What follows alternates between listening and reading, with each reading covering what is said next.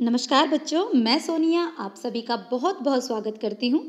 आज हम पढ़ने जा रहे हैं रिमझिम भाग 2 की कविता म्याऊं म्याऊं के पाठ्य पुस्तक आधारित प्रश्न उत्तरों को।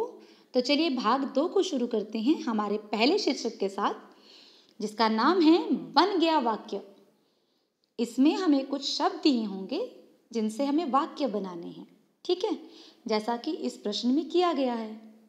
नीचे लिखे शब्दों का वाक्यों में इस्तेमाल करें और हमारे पास शब्द कौन कौन से हैं? सुझा यानी सुझाव आना, धीरे से यानी आहिस्ते से, सचमुच यानी सच्चाई में, बहाना कुछ भी ऐसा मनगढ़ंत जो कह दिया है अपनी बात को मनवाने के लिए। तो इनका हमें वाक्यों में प्रयोग करना है। सबसे पहले हम देखते हैं सूझा को।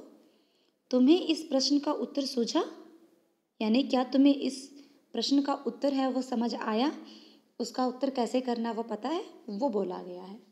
दूसरा है धीरे से। रमेश ने मेरे कान में धीरे से कहा, आहिस्ते से कुछ बोला तो यहाँ पे आ गया धीरे से। तीसरा है सचमुच। तुम सचमुच गाना जानते हो, तो यहाँ पर सचमुच शब्द का भी इस्तेमाल हो गया। चौथा है बहाना। हमारा बहाना काम कर गया, तो इस प्रकार हमने बहाना शब्द का इस्तेमाल भी कर लिया। अगला प्रश्न है चूंटी नामक शीर्षक से, ठीक है। इसमें क्या है? चूंटी अंगूठे और उंगलियों से भरी जाती हैं। अंगूठे और उंगलियों से और कौन कौन से काम किए जा सकते हैं? एक उदाहरण इन्होंने खुद दिया है, चुटकी बजाना, जो ऐसे होता है। तो चुटकी बजाना एक काम किया जा सकता है अंगूठे से और उंगलियों से। बाकी के काम बताने हैं, तो बाकी के काम हो सकते हैं नमक डालना, सुई के माध्यम से कपड़ा सिलना और करछी चलाना।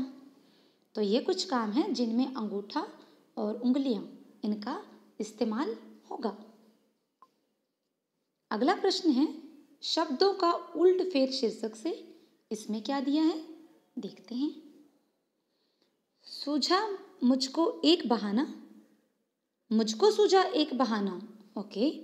कविता में कही गई इस बात को बातचीत में हम कैसे कहेंगे?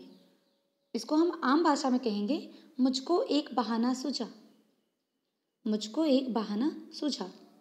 तो नीचे लिखे वाक्यों को दो तरीके से लिखना है, और वाक्य कौन कौन से हैं? पहला है खड़ी गाय थी चौराहे पर, और दूसरा कौन सा है? घुस गया शेर जंगल में। इनको हमें कितने तरीकों से कहना है? दो तरीकों से कहना है। तो चलिए देखते हैं। पहला था खड़ी गाय थी चौराहे पर।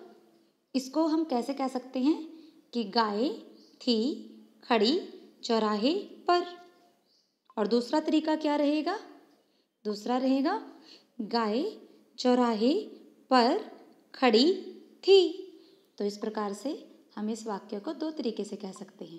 पहला था गाय थी खड़ी चौराहे पर, गाय चौराहे पर खड़ी थी। इसी प्रकार घुस गया शेर जंगल में, जंगल में शेर घुस गया। और दूसरा तरीका क्या रहेगा?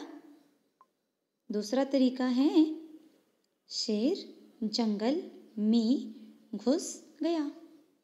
चलिए एक बार दोबारा देखते हैं। पहला क्या था? जंगल में शेर घुस गया। दूसरा है शेर जंगल में घुस गया। तो इस प्रकार इन शब्दों को आगे पीछे करके, उलट फेर करके हम इन्हीं वाक्यों को दो तरीकों से कह सकते हैं। आज के लिए इतना ही। इसी के साथ ये वीडियो और ये अध्याय भी समाप्त होता है।